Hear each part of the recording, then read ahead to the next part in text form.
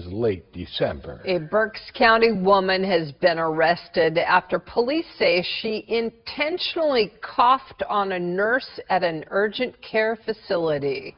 Police say Jessica Saul of Hamburg became frustrated last week after she was asked to wait in her car until a waiting room at the facility was available.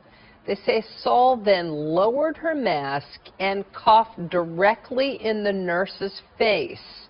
Her saliva landed in the nurse's eyes, and she shouted, "Take that." Especially during a pandemic like this, we want to make sure that we're protecting our nurses, healthcare workers, and frontline staff. They're doing a lot for us, and we want to make sure they're taken care of. The suspect is charged with reckless endangerment and disorderly conduct.